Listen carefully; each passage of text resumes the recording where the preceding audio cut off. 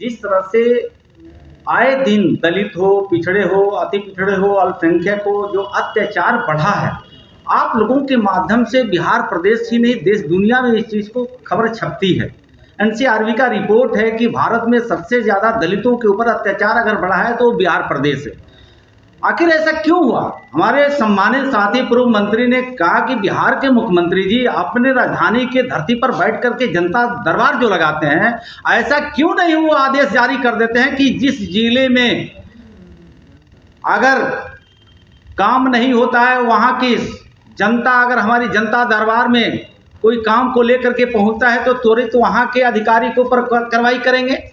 ये सिद्ध होता है कि जिस जिले का समस्या मुख्यमंत्री के समकक्ष आता है, वहाँ के थाना प्रभारी, वहाँ के बीडीओ, वहाँ के कलेक्टर, वहाँ के एसपी जनता के आवाज़ को नहीं सुनता, उसकी समस्या को निराकरण नहीं करता है, जिसके वजह से बिहार के मुख्यमंत्री के पास आना पड़ता है। और बिहार के मुख्यमंत्री के आदेश को स्वयं मुख्यमंत्री जी जानते हैं कि उनके कागज उनके पास तक ही रह जाता है, वो आदेश को कोई प्रशासनिक अधिकारी अमल में नहीं लाता है। तो ये कार्रवाई तो सरकार को करना चाहिए। आप देखे होंगे उत्तर प्रदेश में सटे योगी जी का राज है, वहाँ गुंडे थर्रा रहे हैं, कांप रहे हैं, या तो बिहार का शरण ले रहे हैं, नहीं तो नेपाल के शरण ले रहे हैं। बिहार के गुंडों को ये पता चल गया है कि अब सरकार नहीं, ये गुंडों की सरकार है, अपराधियों की सरकार है।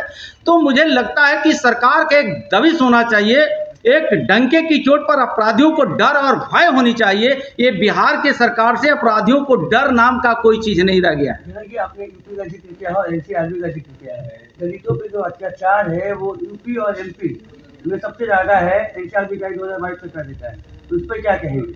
मैंने तो वही तो कहा, ये सरकार का खौफ खत्म हो गया है। सरकार अपराधियों के संरक्षण में चल रही है।